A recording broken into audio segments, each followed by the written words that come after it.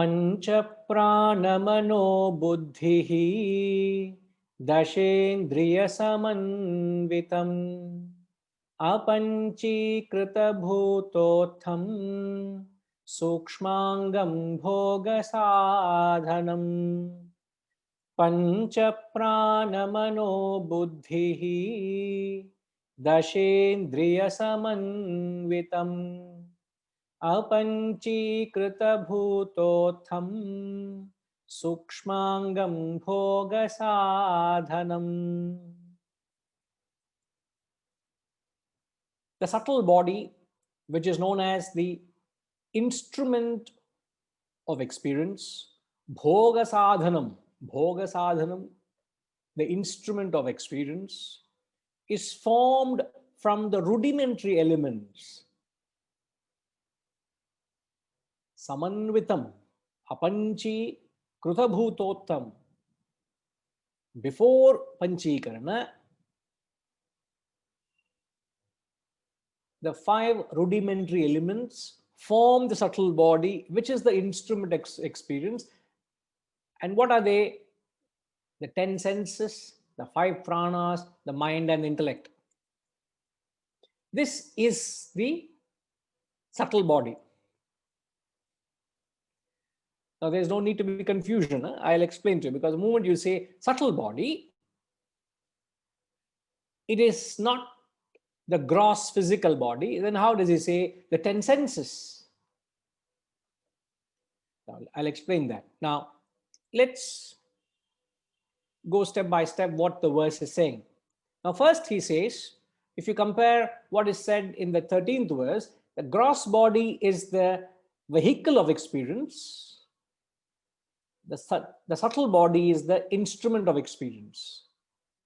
So there's a difference between the vehicle and that which actually experiences. So,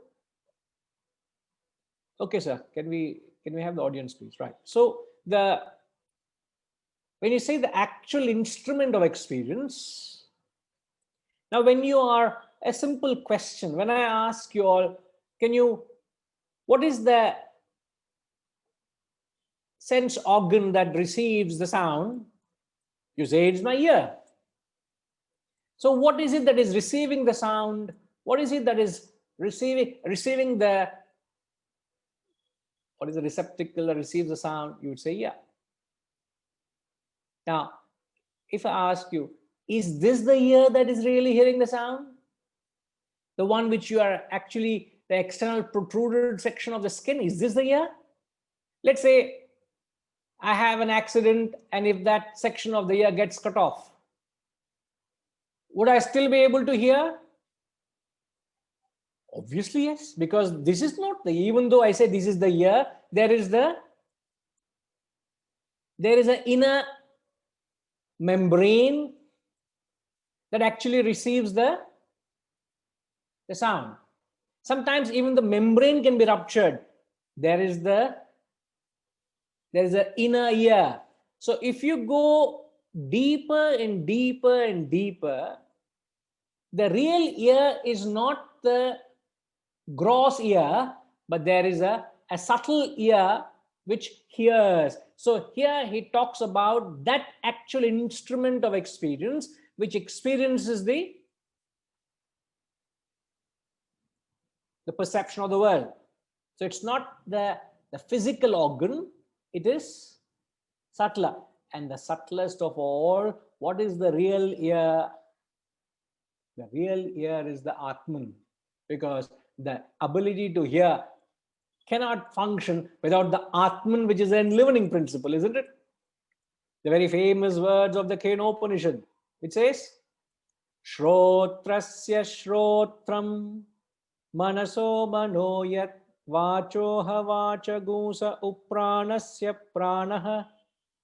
Shrotrasya Shrotram. It is the ear of the ear. It is the eye of the eye. It is the mind of the mind. It is the pranas pranaha. In effect, what he's saying is, it is not that what your eyes see is that which enables your eyes to see, that is God. Very famous words of the Upanishads, which we have often quoted. just to tell us it is God is not the object of perception. It is that which enables you perceive. It is the very eye within. It is the very ear within. It is that which feels. It can't be felt. It is that which understands. It can't be understood. So in that sense, subtle body is not the outer that organs of perception, but the subtler ability which enables you to perceive. Point one. The second point he says, this subtle body is constituted of what? What constitutes a subtle body?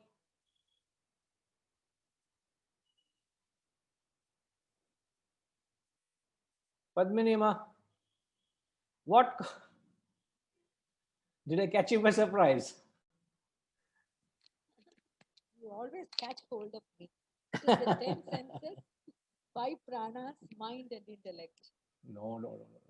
I have wrote it down. Yeah, what is that?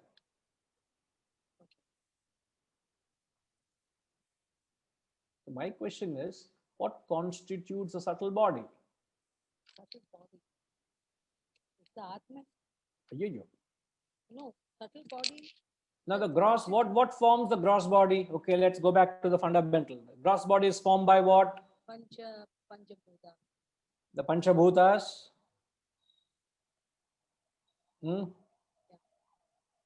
What are the Panchabhutas?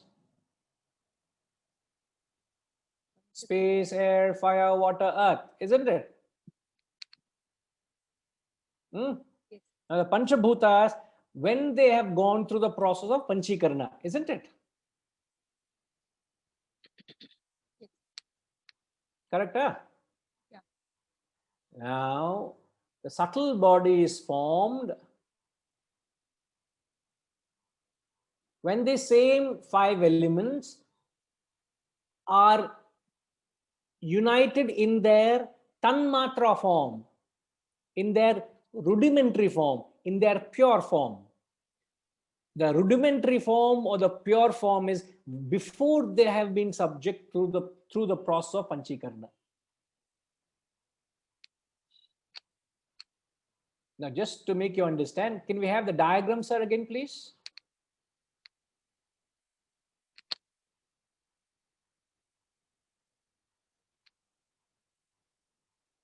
If you see the diagram,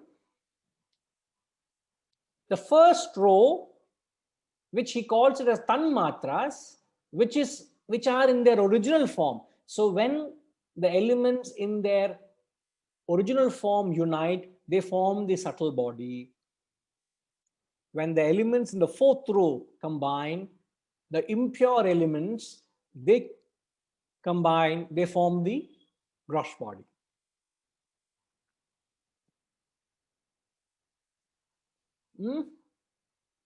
Are you all clear? The 5 elements, when they go through Panchikarana, they become gross, and when the gross elements combine, they form the gross body. When the pure elements, before they go through Panchikarana, when they are in their Tanmatras form, which is their pure original form, they form the subtle body. These are formed by the rudimentary elements. That's what he calls them, isn't it? Apanchi Krudabhutotham. Right, sir? Thank you. So before they go through Panchikarana, when they unite, they form the subtle body.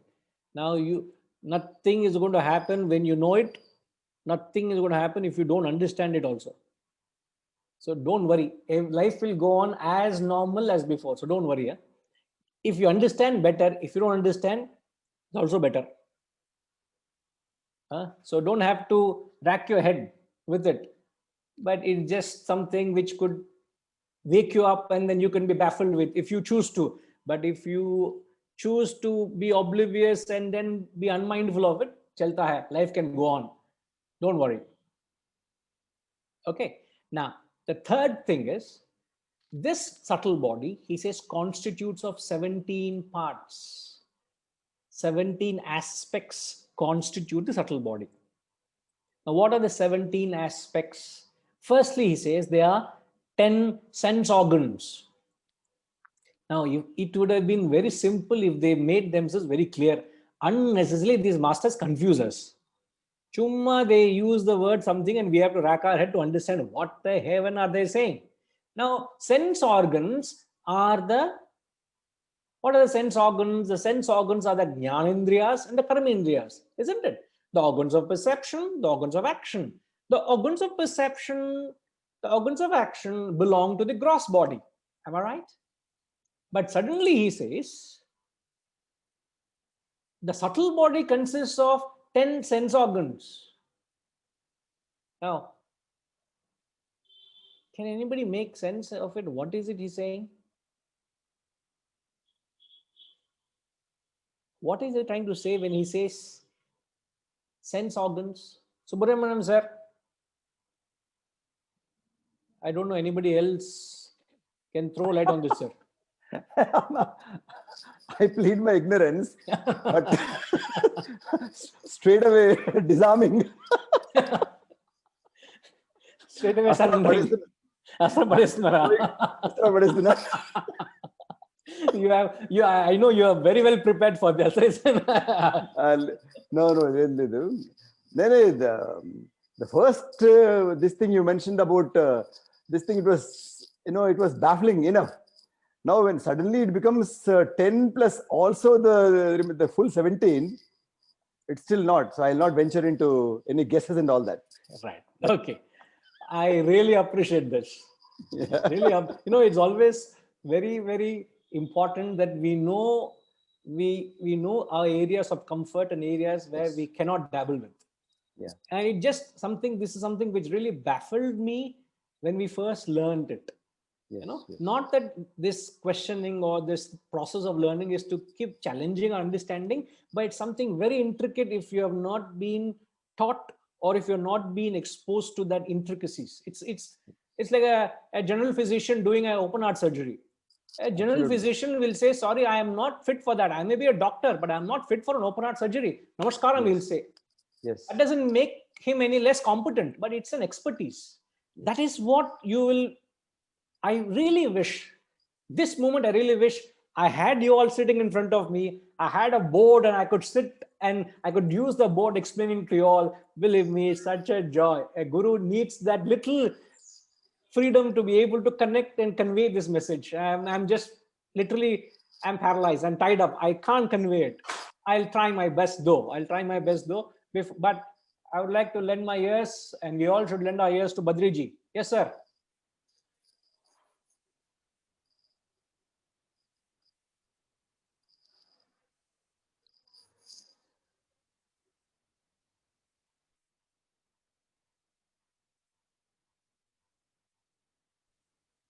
Yeah, Pranam.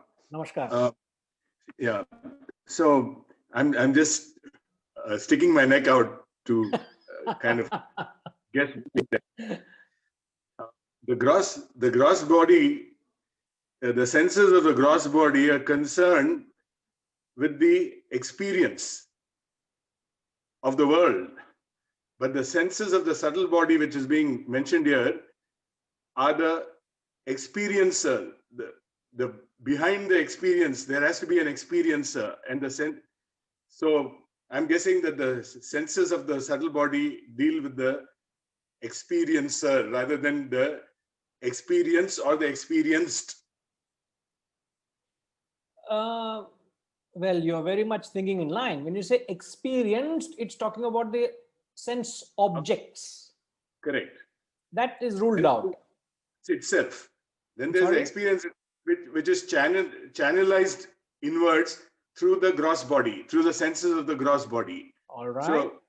So the senses of the gross body are like pipes. They channel the outside experience, the experienced objects into the gross body as the experience. But there has to be an experiencer also. Somebody who will. So that is what I think it is. Your head is saved, sir. It is not being guillotined. Don't worry, you're saved. In fact, you're very right. There is a subtle experiencer which experiences the stimuli which is gathered by the receptacles, which is the organs of perception, and that which executes the organs of action. So these are only organs which sort of function like a delivery boy receiving the mails and responding back to the mails, isn't it? So Right. there is an inward experiencer. But why he says 10 experiences? What are they? We shall closely examine. But you're very, very, very right. Very right when you say that. All right. Anything else to say, G? I'm not able to hear. Is it? Am I audible to you all? My phone. I'm not able to hear. No, even we can't hear you as well. Suddenly your voice has become very low for us. Can you hear me now? Very low, not not the usual voice. Can we come back to this later? I don't know why. Even I can't hear you also properly. I don't know why. Do you have an earphone? Try to use an earphone if you have. No, I don't have an earphone. Suddenly, I don't know why this is happening. It is generally. I'm sorry. Can you hear us now better? Can you hear me better now? Yeah, it's on full volume actually. You may want to exit and come back. Maybe it might get back to Okay. Try that, Yeah, please. I'll do Okay, right. Vijay Raghavanji, yes, sir.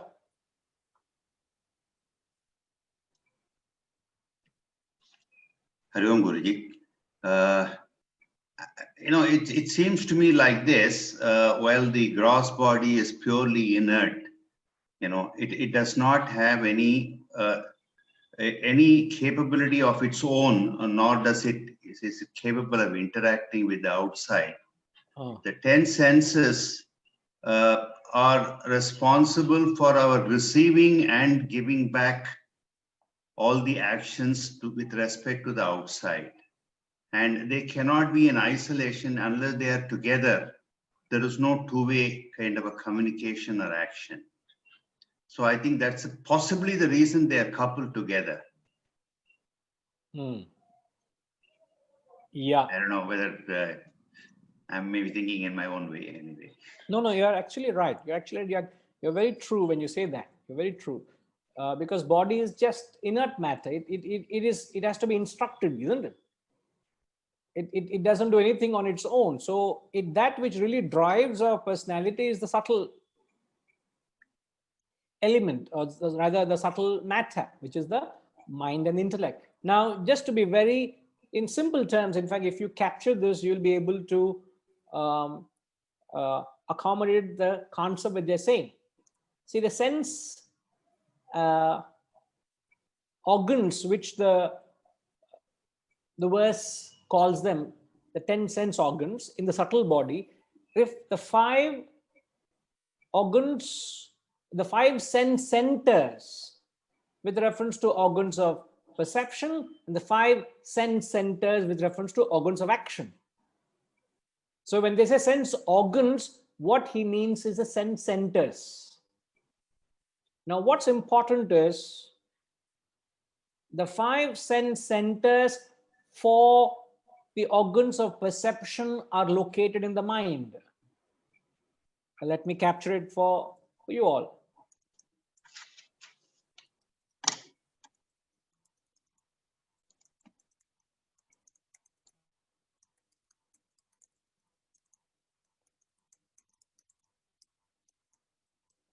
So the 5 sense centers for the organs of perception are located in the mind, vis-a-vis the 5 sense centers for organs of Rajima. Can you complete the second sentence? Where are you? Are you missing? Rajima has gone missing.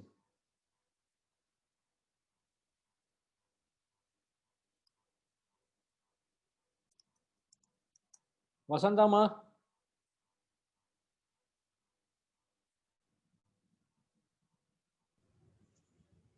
Yes, Guruji. So the 5 sense centers for the organs of perception are located in the Mind. mind. And the second is? 5 sense centers for organs of I want you to complete that. action Ama, the organs of action are located in the intellect. correct.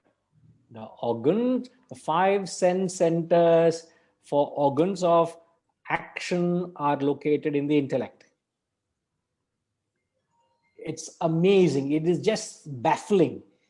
It is just baffling. How is that human constitution and how intricate it is, and how all of this is Panchabhutas, and how do they go through their Panchikarana, and how Panchikarana forms the gross body, before Panchikarana forms subtle body, and how subtle body constitutes of the 5 sense centers which are in the mind, the 5 sense centers in the intellect for the action.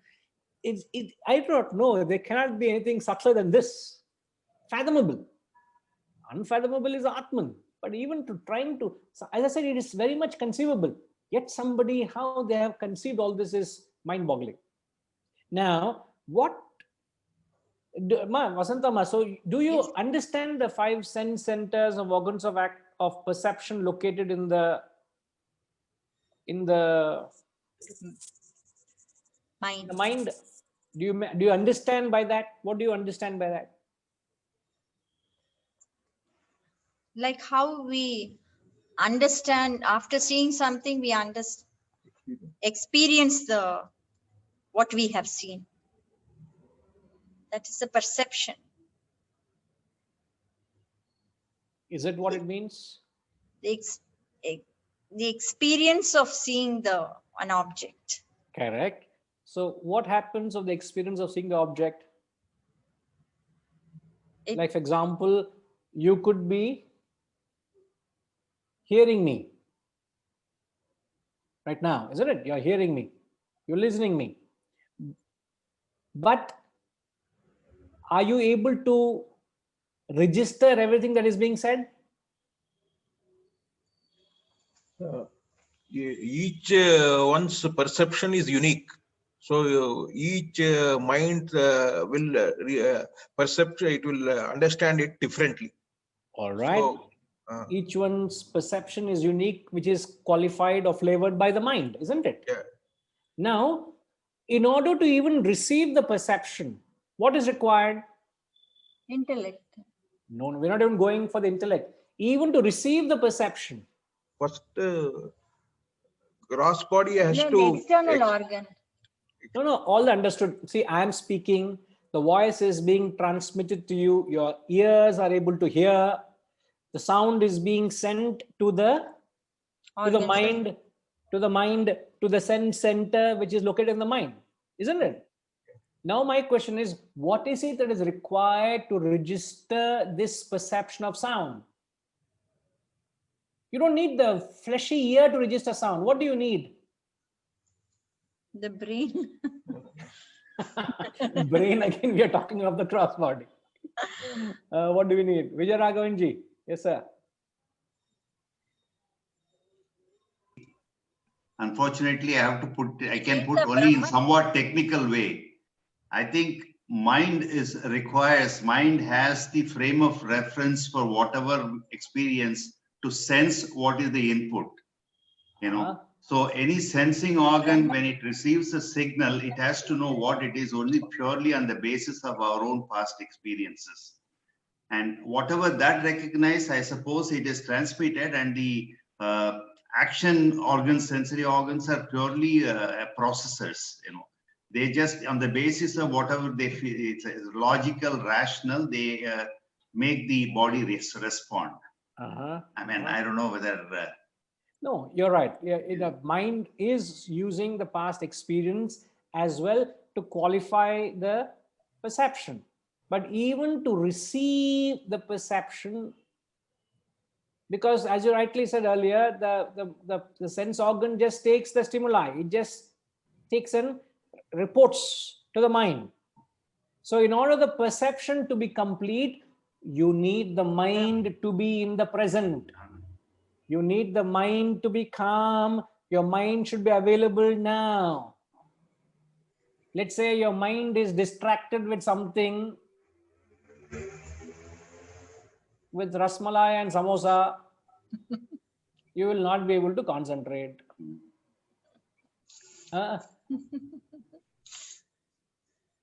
Enna Vijaya Govinji, imagine you had 3 samosas and 5 rasmalais and with nice coffee and all the Yeah, other. my weakness is coffee, Guruji.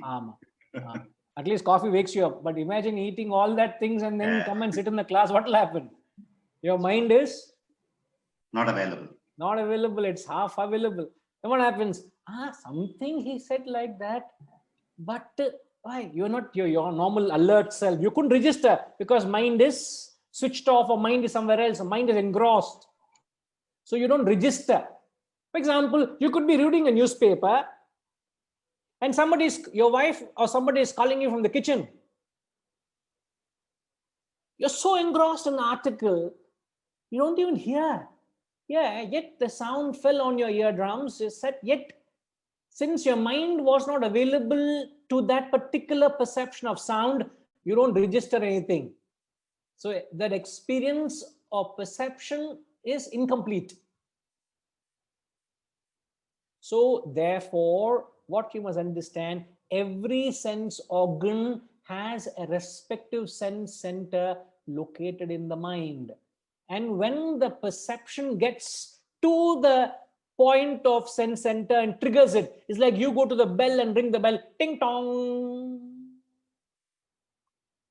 Till you press the bell, there's no sound produced. Similarly, when the perception is carried to the mind in that particular sense center, when it triggers there, then the perception is complete. The same applies to, sometimes, you could be looking at someone, I could be staring at someone and yet not looking at them. And that person turns back and say, what are you looking at me? Oh, I'm sorry. Am I? I was just so engrossed in some thought. I was not actually looking at all. So you are looking at that person, you could be staring at that person, but not be looking at that person at all. Your mind is somewhere else because the perception of sight is not triggered in the sense center, which is located in the mind. So therefore, in order to receive a perception, your mental availability is very, very, very important. And your mind is available. When is your mind available? Sai, when is your mind available to anything in life? Yeah, hi Om Guruji. Yes, I think when, for example, acceptance, right? For example, I consider you, I have a huge respect for you, then mind starts accepting. Otherwise, it gets disconnected, right? For example, I will not be concentrating because that's what there is a saying in Telugu that the water has to come from that shanka. Only then we start, we are tuned. Otherwise, we are not tuned. That's one example. Sai, the biggest shanka is the wife in the house. Please respect that. I think if you don't respect, you are in deep trouble. I am in deep trouble. Huh? No. Now, Mike, I agree what you are saying, Sai. It's so sweet of you to say that. But what I'm asking is, when does your mind receive the perception? When is the perception complete? When is it possible? We said your mind should be available. Now, when you say, when is your mind available is the question.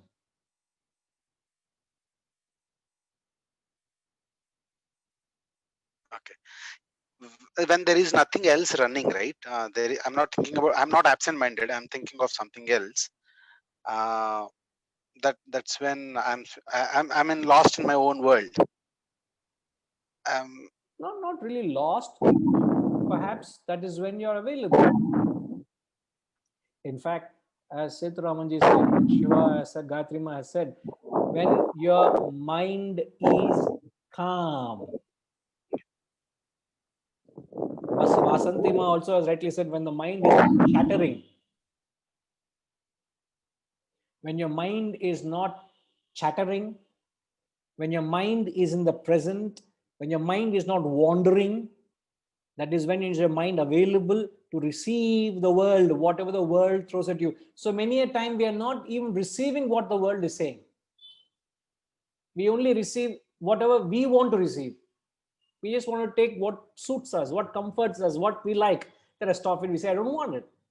So the input itself is filtered. So for every perception to be complete, you need the mind's availability and participation. Hariji, are we right? Hari sir? Yeah, Correct. the awareness, what is happening.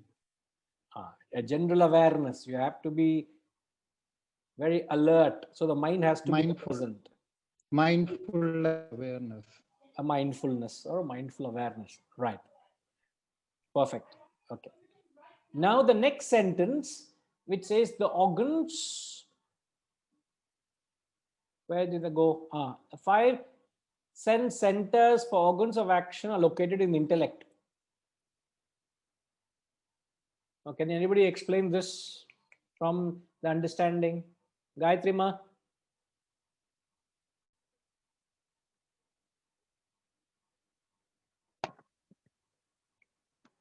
Yeah. Guruji, whatever little the mind takes, out of that something which the intellect again, can filter it and it will take what it can understand. So those centers are situated in the intellect. Like when we say the mind is in the present, it is complete. It will listen whatever whatever the sound we have heard it. Again from the mind, the intellect is again filtered. That the mind, whatever thoughts when we hear it, it may not go to the intellect also fully. That means the mind is corrupt. Yeah. No. I don't think that's the thing. Now, see, the organs of perception receive, the organs of action. Now, what are the organs of action? Organs of action are hands, feet, speech, etc. Yes. Okay. Now, example, you speak is an organ of action. Yes. Or let's say I picked up the keys. Or for example, you say, hey, where did I leave my phone? I can't remember where I left my phone. I had it with me. Where did I leave it? Why does that happen? Hands is an organ of action. You don't register where you kept the phone. Why does that happen? Maybe the signal from the mind to the action, it is not complete. No. You don't have to be with the mind. Now we have come to the action. The sense centers for action are registered are located in the intellect, not the mind. Intellect. So if I have not been able to recollect where I kept my phone, why does it happen? A simple example. It is not registered in the intellect. Conveniently, you're replacing the word mind with the intellect. Romba smart ninga.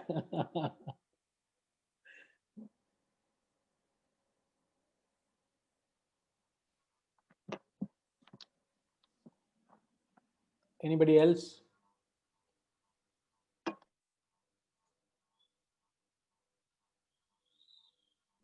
Badriji, yes, sir. The footprint of what enters the mind gets into the memory, and the intellect accesses the memory to make you a doer. So when it triggers the actions, you become a doer, and in order to become a doer, you have to act out of the memories of what has been perceived. But if you don't remember, means you have no memory. Yeah. I don't remember where I left the phone. That means the mind has not. See, your mind was not alert, therefore you're not registering it in your memory. So correct. Yeah. So is properly registered, then the memory is there, and the intellect accesses the memory and then performs an action. Correct. Now, in this case, what has happened? In this Well, case, you mean where you have misplaced your phone? correct. You have done the action, the previous action of moving the phone, okay, has been performed, and the sensor, for instance, your eyes have taken in the new location of the phone, but then you are not alert at that time, so you are not in the present. So with the result that the previous action hasn't registered into your mind because you were not alert at that time, and therefore it doesn't register in the memory, and therefore the intellect doesn't know what is the new position of the phone. Oh my God, it's such a technical explanation for not knowing where we kept the phone. I rather don't want to know all this. I rather go and search for the phone where it is. I will tell my wife or someone, please ring my phone. I'll go and figure it out. I don't want to go through this hassle bar. See, that, Isn't it? when you do anything, there are two positions, an old position and a new position. Okay. Correct. Yeah. Fair enough, fair enough. Yeah, Hariji.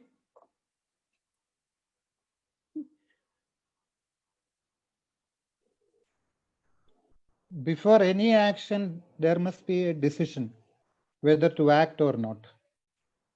That only the intellect can say whether to act or not to act. No, yes, but the thinking.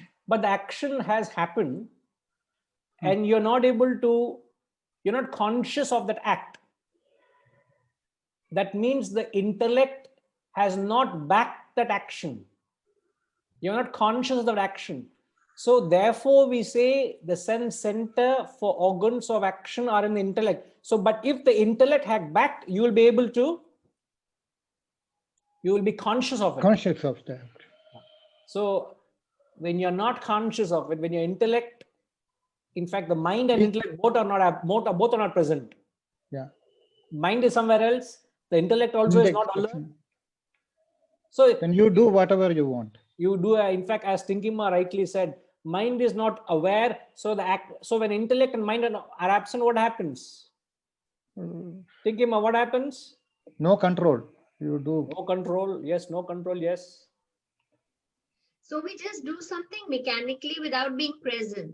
Correct. Your actions Without become mechanical. How many of you are non-mechanical doing your routine of doing puja every day in the morning? Mechanically going on. The ritual you do mechanical. Are you mindful? Are you conscious? While you're driving, mechanical. Many things were mechanical. So the mind and intellect don't participate. It doesn't enrich an experience. You are not a gainer. You don't gain much from it because your sense centers, which are in the mind and intellect, are absent. So you go through the physical experience, not the true experience, which is gained through the inner equipment of the mind and the intellect. So your actions are improper without the supervision or participation of the intellect. Remember this. The actions become proper when your intellect backs. Your perception is complete when your mind backs. So, and the intellect will function only when the simple statement complete. Shivaji, your intellect will function only when the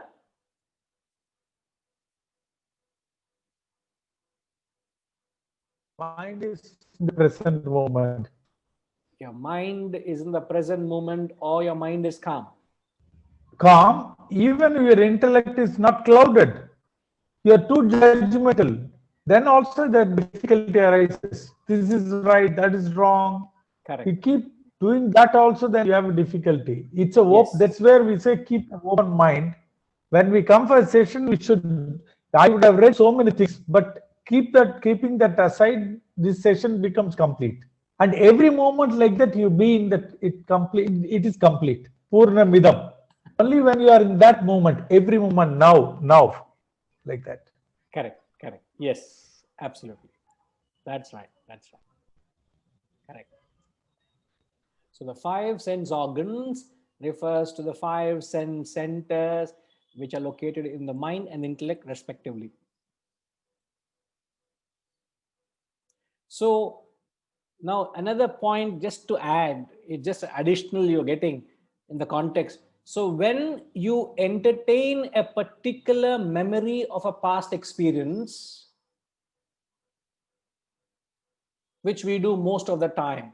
So remembering a particular memory of a past experience is known as, what do you call that? Annapurnama, when you remember a particular memory of your past experience, what do you call that act? Pranam Guruji, we keep recollecting old memories. Is recollecting old memories. All the time. அதுக்கு வேற பேர் வேண்டாம், அது recovering தான். I had one question in the chat box, Guruji. I mean, did you? We can take it I'm also. actually sorry. Sometimes I keep missing. So just to some of you may draw my attention, by raising your hand, because sometimes I do miss this. Yeah. So, no, it's absolutely fine, Guruji. I didn't want to disturb. Not at all. Not at all. I mean, I was wondering where does, sorry, I'm diverting from the question you asked. When we keep, recalling our old experiences, past experiences, is there any specific term for that? I don't know. There is. Let's ask others before, then I'll take up your question, Ma. Hold on. Don't unmute yourself. Okay. It was just, where does reflexes fall? Where do reflexes fall? Okay. Now we'll come to that. No, the mind is not in the present. Okay. Yes, Guruji. Thank you. Let me come to that.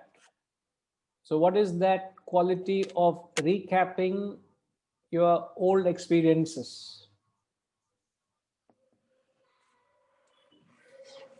Do we or do we not? Or you've forgotten your complete past? No. You remember only memorable moments of your past, or whatever memories. I'm forgetting the term, I know, amnesia, but recalling that. No, that is, I'm talking of a healthy mind. A normal mind will go and keep unnecessary. It's an unnecessary exercise. As Rajima rightly calls it, the tendency to relive the past experiences mentally is known as lingering. And what you are doing is you go to that particular sense center in the mind and you are creating a ripple effect of a thought which is already there in the mind. The mind is calm and settled of the various thoughts, but you go to a particular memory and you just reactivate it, you think about it, you indulge in it, you relive it. That is known as lingering. And what does lingering do? No, Vasanti, you're very poetic, huh? That traveling in the mind is the recycling of the past. What poetry this is. You travel in the mind and you relive and recycle. Sadly, it should be in the recycle bin, but it is not in the bin. You recycle it. You keep refreshing it, reliving it. And what does that do? Any idea? Vijay Raghavanji, any idea what does that do? Shuts out the present. Shuts out the present. Yes, that can be an answer. Hariji says agitates the mind. Yes. Creates stress, Shivaji says. Drains you, Vijaya says. Padminima says we are creating the experience. What experience? It can be pleasant memories also, which can make us happy. Yeah, most of the time you're only thinking of pleasant memories. Do you think of bad memories also? Oh, yes. Oh, yes, sir. Who said that? I said that lots of people who keep, thinking about whatever bad happened in the past. I mean, a lot of negative thoughts keep going round and round. No, but I don't understand. First of all, what joy you get in lingering, No. in good. But I don't know what is so Certainly no good. joy. There is no joy in lingering all. about your pleasant times. Oh, let's say, when you first held your grandchild, or your first foreign holiday, or you first bought a new car, or you did a Gro Pravesham when you were seeing, or something you are recalling your memories of the past. You find there's some joy in it. I don't know, what is the joy in remembering your bad memories? I think purely self-pity. Self-pity, huh? Okay. Well, nice to know there's an answer for that also. No, sometimes I'm in a different route. Sorry. No. Yes. Sorry, Guruji. Yeah.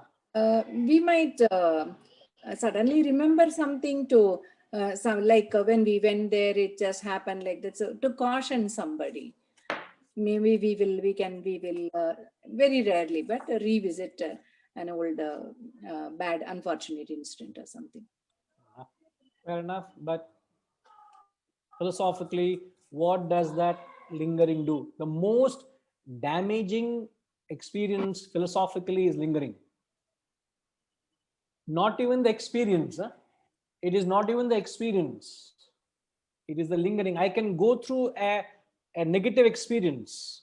I can go through a joyful experience. There's nothing wrong with it. Because experience is a gross thing. It really doesn't matter. But the real problem is what you do after you experience, after you have memory, you created a memory, what do you do with it? Very, very important. And that's the most spiritually damaging aspect is lingering. So what does lingering do? I don't see anybody has got it right. Yes, Eduramanji. It makes the mind occupied and busy and not available for present. All right. Yes, very true. It makes it very occupied, not available for the higher or for the present. Anything else it does? It causes more agitation. It does cause agitation. Yes, it does cause agitation. And it processes your thinking to do bad actions. It's conveyed through your actions. The lingering. Correct. In fact, what you have said is what Gayatri Man Hariji actually spelled it out is when you linger, it creates fresh desires. It creates new desires for things you did not have, and it creates fresh experiences. It creates more bondage. It causes more sorrow and suffering.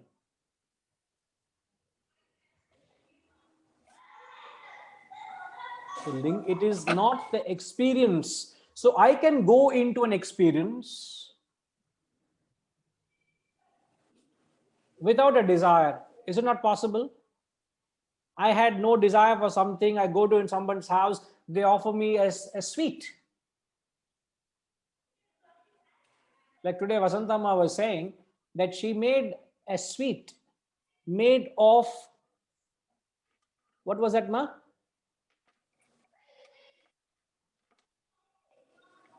You mentioned of the laddu. Rice bran. Made of rice bran and dry fruits. And she said this is vitamin B complex. Vitamin B. So she placed laddu. Tavud. So she put a tavud in my hand, a laddu, and she said it is vitamin D, full of energy, she said. So I've never heard of that till now. I've never tasted of it till now. Nobody eats, only cat. They put it in the cat. But now today they are making oil, rice bran oil, which they say is very, very nutritious. So many days we were feeding the cattle. So today you gave me cattle food. No, Guruji, not in No, that I'm just kidding. Not just kidding. So now, just example, as you said rightly, so I have never tasted anything like that. It's a fresh experience. Now I'm saying I have thoroughly enjoyed that sweet. Right now, I have no desire for it. I experienced it, isn't it? So is it not possible that I get into an experience, I enjoy it, I come out of the experience without any further thought of it? Huh? I had no thought of it before it. I had no thought of it while. I have no thought of it after. Means I've gone through it. I've ended the beautiful terminology. It's a beautiful phrase. You must learn to end perception with perception. It's a beautiful philosophical, spiritual approach to life. If you learn to end perception with perception, you'll have no problem with life. But the problem is we don't end perception with perception. I have a perception. What do? I keep lingering about it. I keep indulging about it. I keep entertaining the thought.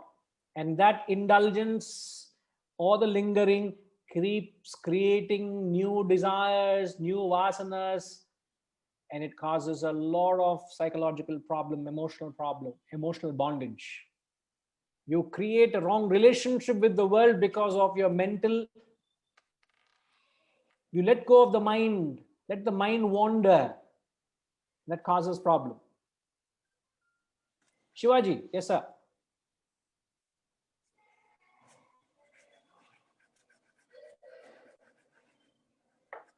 Scientifically, they found recently that it creates lesions in the brain. You keep revisiting. It creates physically lesions in the brain. What does it do? I'm sorry. Just not only psychologically, physically it creates. What does it create? Sorry. Lesions, small wound, you could call it as. What is it the earlier opens word? up. What's the word you used? Lesions. Can you type it out? Sorry. Or can anybody spell it out clearly? I did, yeah. Lesions. Illusions. Is that what you're saying? Illusions. Lesions. Lesions. Lesions, like boils. Lesions. Okay, I got it. Yeah. Cuts. Yeah, I get it. Yeah. Yeah. So it's physically also damaging. That's staggering. Yes. Yes. Lesions. Amazing.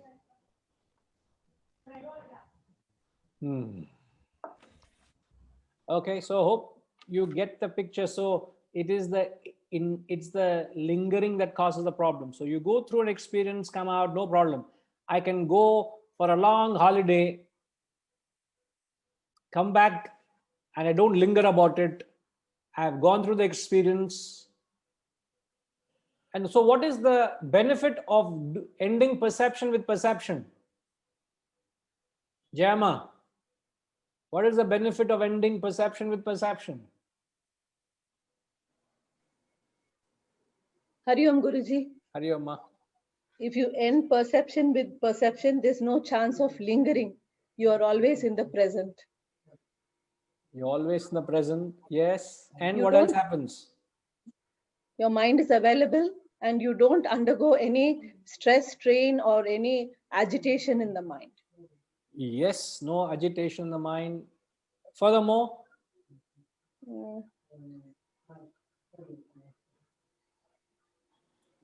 now why do you go through an experience? Because of our past karma. You went to a holiday to Turkey. Your past karma, you went for a holiday to Turkey? I even forgot, Guruji. I'm not lingering at all. No. நீங்க பெரிய சுவாமி சன்னியாசி நீங்க எல்லாமே தெரியும். But நான் example மட்டும் கொடுக்கிறேன். Just example sake. You go for a holiday to Turkey. Why you went for a holiday to Turkey? Because I had to accompany my sister. அதெல்லாம் வேண்டாம். அதெல்லாம் ஸ்டோரி வேண்டாம் எனக்கு சொல்லாதீங்க நீங்க. Okay. for sightseeing or to see a new Ama, country. you have a desire. Let's put just, I know the reality of it, just for discussion's sake. You go for a holiday. Why? You have a desire. Ilya? Yes.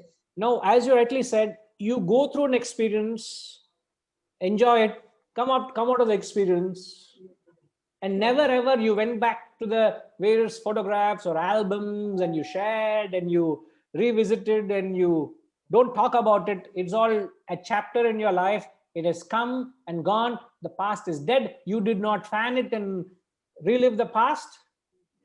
What would happen if you did that? If I did that, I'm destroying my present, Guruji, first of all. No, if you did not linger, what would happen?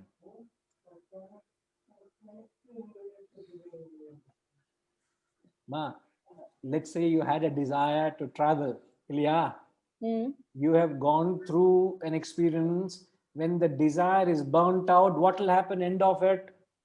I won't create another desire. I want to see Alaska. I want to see this or that, because you have not created a fresh desire, and the existing desire also dies away.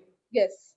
Exactly the opposite of lingering, Ilya. Lingering, you're creating fresh desires, you're strengthening the existing desire also, you're creating new. But when you end perception with perception, as they all say, there is no worries and anxieties, there is no mental baggage, as somebody rightly said. Vijay Raghavanji said, no mental baggage. Your mind is calm, Rajima says. No chance of creating fresh desires, Vasanthi is correctly saying. No new desires. Mentally available for something higher. So there's nothing, so you must learn something new today. A philosopher or a spiritual man is not determined by his position, his physical position or status. It is his mental state. So I could be found in the marketplace, yet if I am not lingering, I am a spiritual man. I could be in an ashram wearing a nakka robe, but where is my mind? Lingering and wandering in the world, I am a bhogi. So a definition of a bhogi is determined by the state of your mind. A definition of a yogi is determined by the state of your mind. So if your mind is in the present without lingering and wandering, you are a man of wisdom. You are a yogi, you are a sannyasi. So it is not your physical location that determines whether you are a spiritual man or not. Many people don't have this acute sense of clarity as to what it is that defines a spiritual person. It's not by the position or the garb or where you are. It's where your mind is. So many a time you could be at a place, but your mind is never there, isn't it? Mind has gone for a chakkar. Huh? Right now, where is your mind? Here, Guruji, with you. It has to be here, right in the present moment. Yes. If the mind is in the present, that's when you are safe. Okay. Thank you, Guruji. So yes, ma, wonderful. So this is a little concept around the sense centers.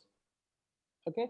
Annapurnama, sorry to have kept you whole. You said, please, Guruji, could you, nothing at all. No, you wanted to, yes, ma, but you wanted to ask something about, what was that?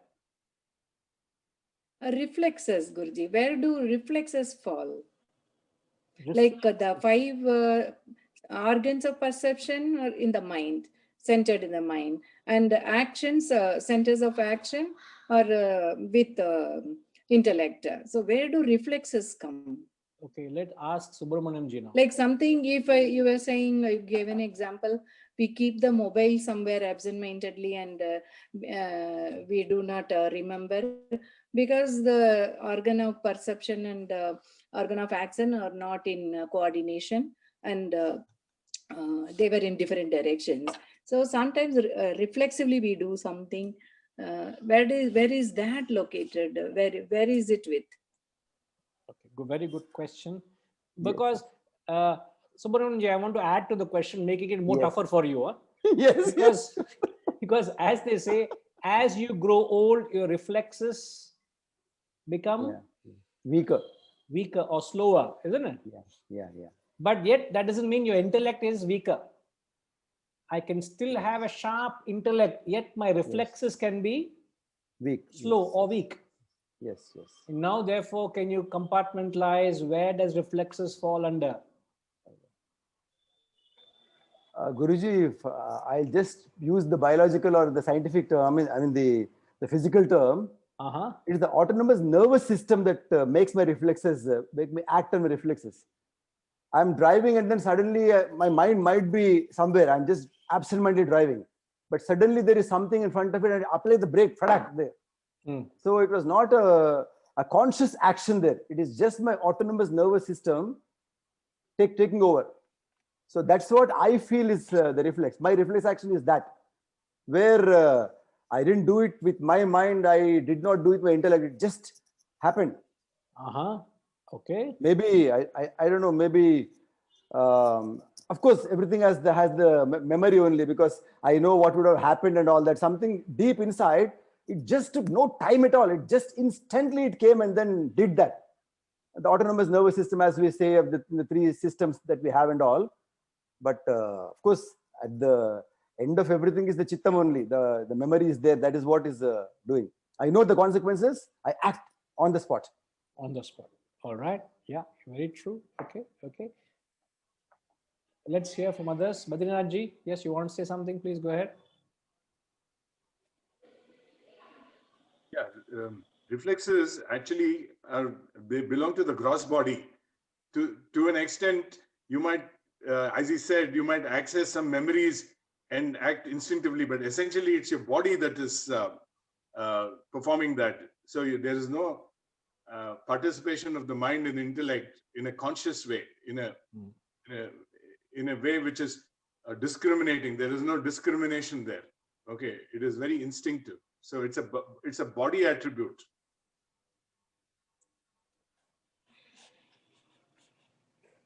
Any other clarifications? Anyone wants to say something else?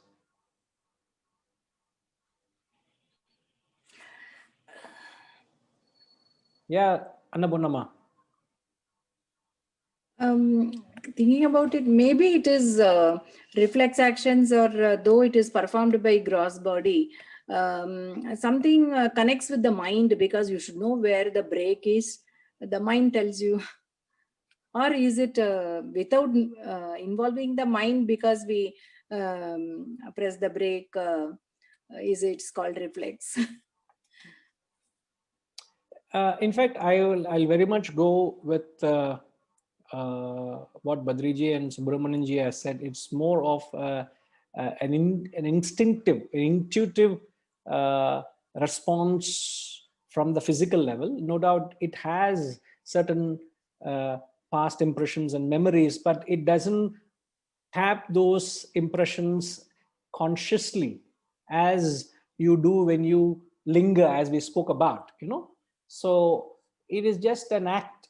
For example, you touch a hot pan, you just instantly, your hand, the sense of perception of touch, your body reacts in a particular way, The moment something clicks, instantly there is a feeling of taking your hand away, So there is that sense of pain. So you feel those all reflexive actions, And it is also, you can keep your reflexes sharp and alert if you lead a life of action. If you lead a tamasic life, your reflexes fade off very, very soon. You age very soon if you don't lead a life of action. And action is at the body level. If you've kept your body active, if you look at life of a sportsman, their reflexes are much sharper than people who have never led a sportive life. Subramanianji? Can I ask a question? Yes, Tikima, certainly. But let me, just a minute, ma. I just want to complete this thought. Yeah. Yes, Subramanian Garu.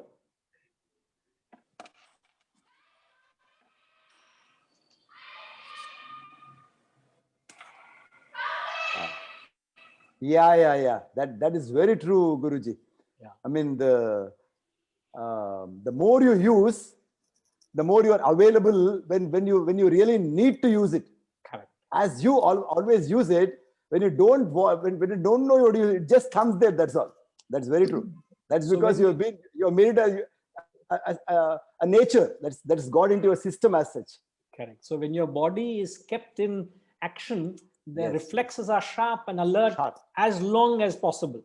as long as possible. Yes. Yeah, but yet it does fade. You can't expect a 90-year-old man to have the same reflexes as a 60-year-old person. But yet, if the person has kept an active life, a physically sportive life, has kept a disciplined life, his reflexes are much sharper than a person who is who has led a life of very senile or a very lethargic or inactive life. It fades away, dies away much sooner.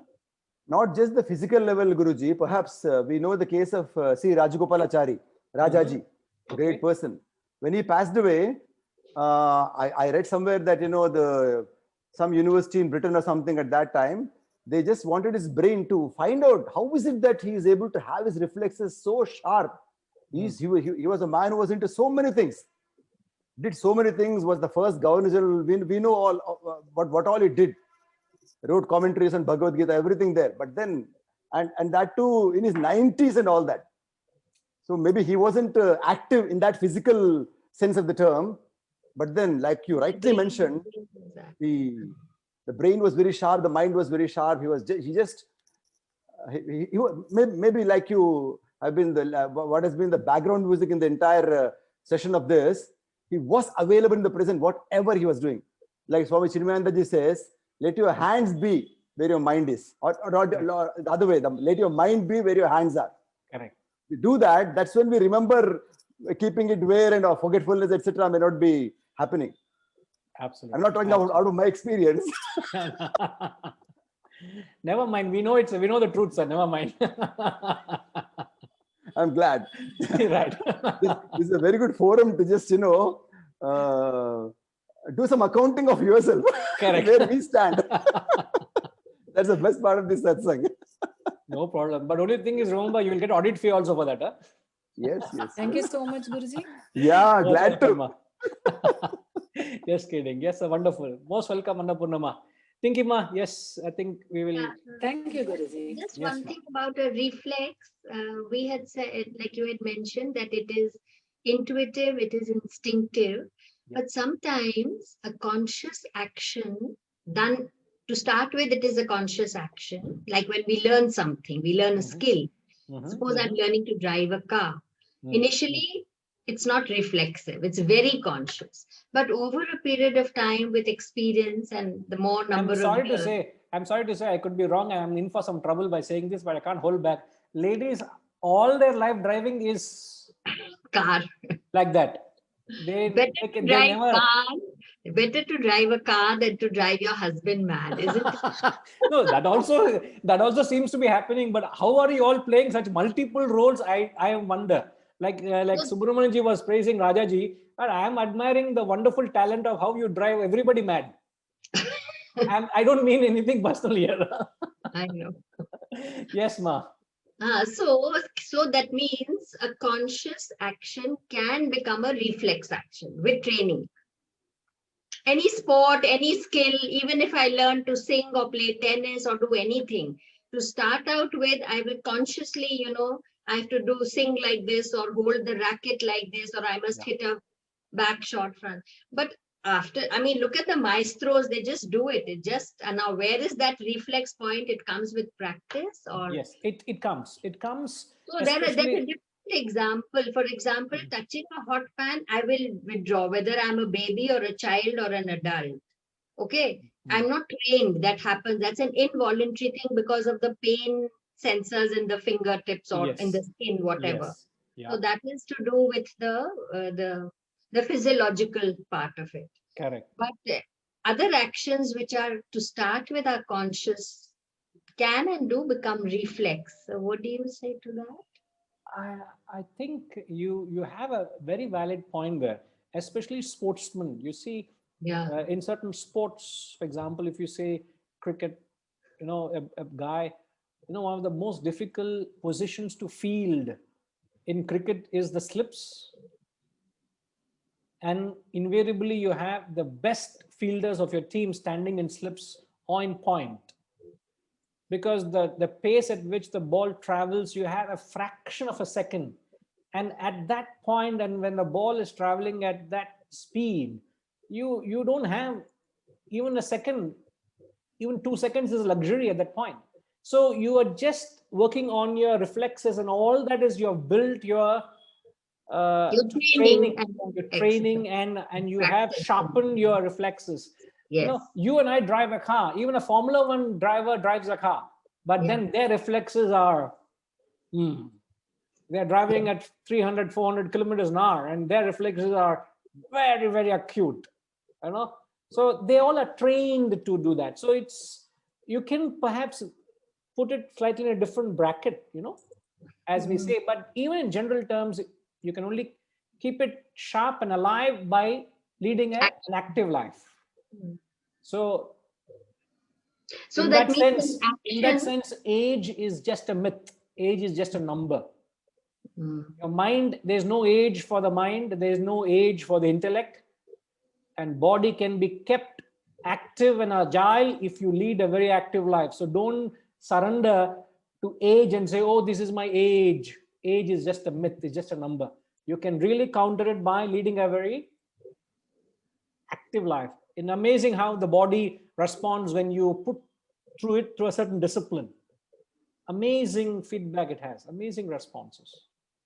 So an action which is governed by the intellect, okay, is thought out, reasoned, discerned, and then performed. And if we do that often enough, then it becomes a reflex action when required. No, I think we are going a little touch further. I don't know, because we were trying to figure out.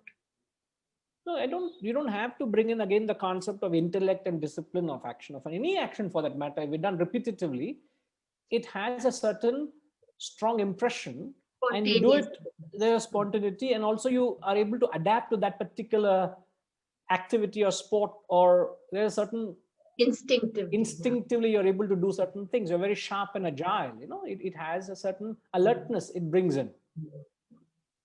Okay, thank you most welcome. Yeah, Badrinath ji.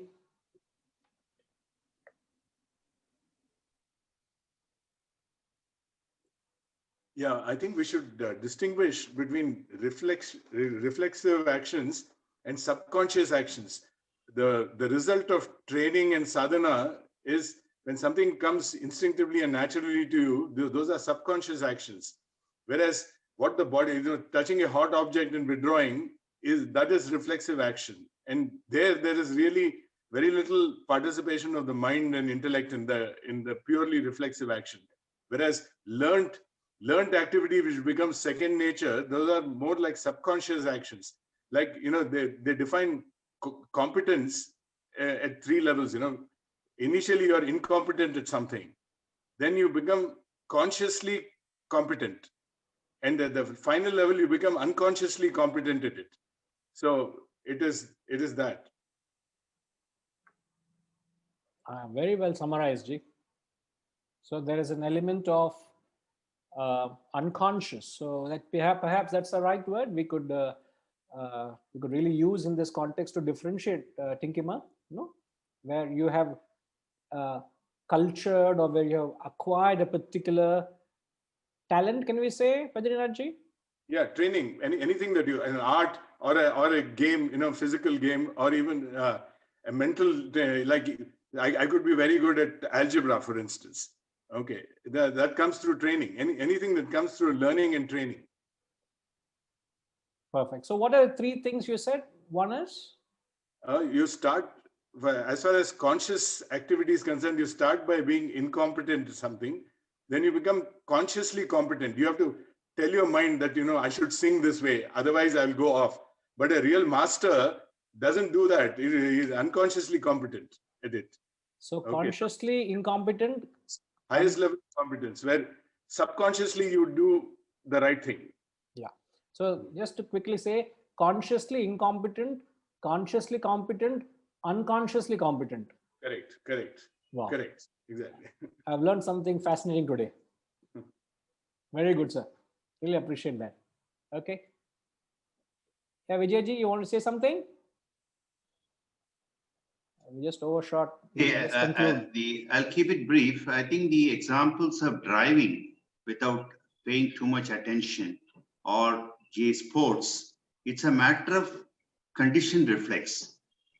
through practice. I mean, you keep practicing and then you don't have to think about it. Your body automatically, the mind receives the signals and you automatically respond without you being conscious of it, and it's very rapid.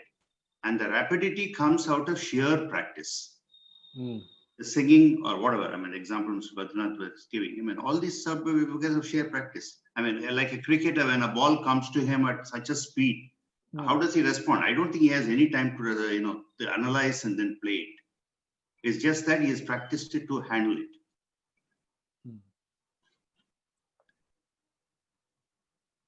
But we can also say that the intellect is so sharp. Intellect is able to process it. Why are we undermining the ability of intellect to be able to adapt to that situation? True, I agree. I mean, it has been made to react very, very, analyze it and see the pattern which it has seen in the past and also respond in the identical way every time. Yeah. And yet I've heard personally from international sportsmen, I don't want to mention names here, international cricketers, I've met them personally. They have told me that they struggle with keeping their mind in the present, especially when they get to their 90s. Cricketers, I mean.